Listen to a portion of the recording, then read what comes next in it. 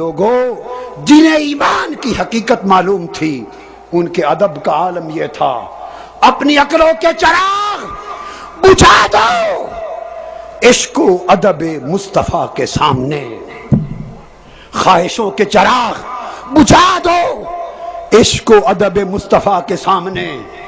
امت ذلیل ہو رہی ہے، ہم در بدر ٹھوکریں کھا رہے ہیں، اٹھنے اور پھر سے جی اٹھنے کا کوئی راستہ نہیں رہا۔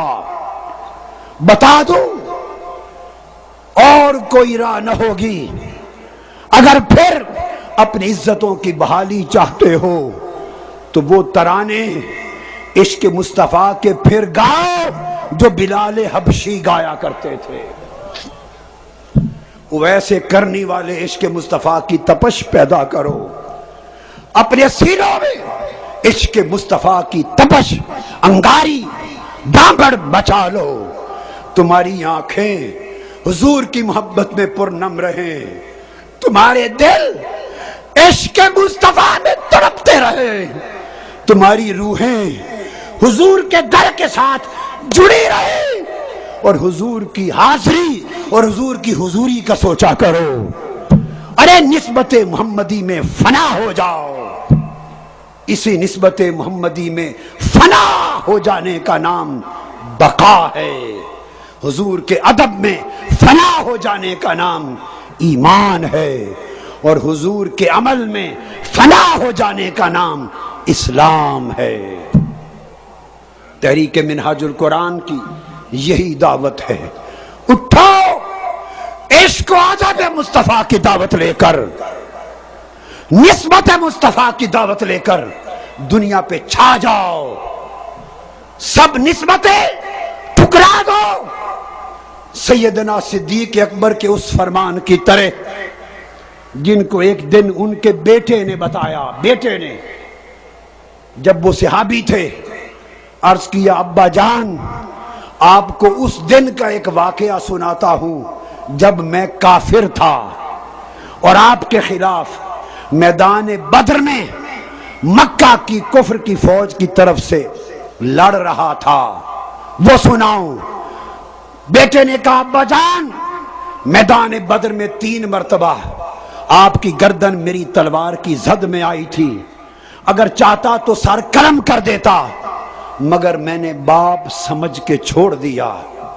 سیدنا صدیق اکبر جلال میں آ گئے، کہا بیٹے تو نے تو 3 مرتبہ باپ سمجھ کے چھوڑ دیا، اس خدا کی عزت کی قسم جس کے قبضہ قدرت میں میری جان ہے، تمہاری گردن اگر ابو بکر کی تلوار کی زد میں ایک بار آتی خدا کی قسم سر قلم کر دیتا، بیٹا سمجھ کے کبھی نہ چھوڑتا، اس لیے کہ جب سے محمد والا سودا کیا ہے سارے سودے چھوڑ دیے،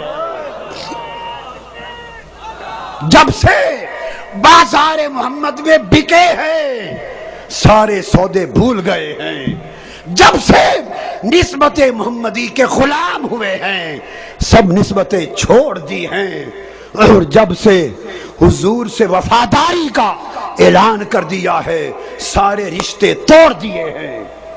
آؤ اٹھو، رشتہ مصطفیٰ کو ہر رشتے پر غالب کر لو، نسبت مصطفیٰ کو ہر نسبت پر غالب کر لو، غلامی مصطفیٰ کو اپنا لو اور ساری غلامیوں کے بتوں کو ٹھوکر مار کر توڑ دو۔ میں ختم کر رہا ہوں اس اعلان پر کہ یہ تحریک امت مسلمہ میں انشاءاللہ اسلام کا احیاء کر کے رہے گی، دین کی تجدید کر کے رہے گی۔ لوگوں سن لو، میں اس لیے پیدا کیا گیا ہوں، اس لیے زندہ ہوں اور اس لیے مر جاؤں گا کہ اپنے مصطفیٰ کا عشق ایک ایک سینے میں چراغ جلا دوں، اندھیرے عشق مصطفیٰ سے ختم کر دوں۔ اٹھو عشق مصطفیٰ کی شمع لے کر، ادب مصطفیٰ کی شمع لے کر زندگیوں میں انقلاب لاؤ، دین کی تجدید ہوگی، یہ صدی تمہاری صدی ہے. تم نے عشق اور ادب کے مصطفیٰ کے ذریعے، علم اور معرفت مصطفیٰ کے ذریعے اسلام کو احیا کرنا ہے، تجدید دین کرنی ہے. یہ پیغام اگلی صدی کی نسلوں تک منتقل کرنا ہے. یہ انقلاب 2 سال 4 10 سال 20 سال کی جد و جہد سے عبارت نہیں ہے. یہ انقلاب صدیوں تک میراث اگلی نسلوں کو منتقل کرتا جائے گا. بنیاد رکھی ہے، اس بنیاد پر دیواریں قائم کی ہیں. بڑھتے جاؤ، بس ہمت نہ ہونا، مایوس نہ ہونا. فتح نصرت اترے گی، تمہارے قدموں میں آئے گی اگر تم ہمہ وقت مصطفیٰ کے قدموں میں رہو گے. مصطفیٰ کے قدموں میں رہو گے. کوئی بڑا سے بڑا طاغوت، کوئی بڑا سے بڑا جابر، کوئی بڑا سے بڑا عامر مصطفیٰ کے غلاموں کی راہ کو روک نہیں سکتا، اور عشق و ادب مصطفیٰ کے اس قافلے کے راستے کو رکاوٹ نہیں بن سکتا. بڑی بڑی سازشیں ہوگی، عارضی طور پہ تمہارے راستے روکے گئے، روکے جائیں گے. یہ عارضی رکاوٹیں ہیں، ٹھوکر سے دور کرتے جاؤ، بڑھتے جاؤ اور ثابت کر دو کہ یہ مصطفیٰ کے غلام مصطفیٰ کے شیر ہیں، اور جس میدان میں جائیں گے فتح کے جھنڈے گاڑتے ہوئے جائیں گے.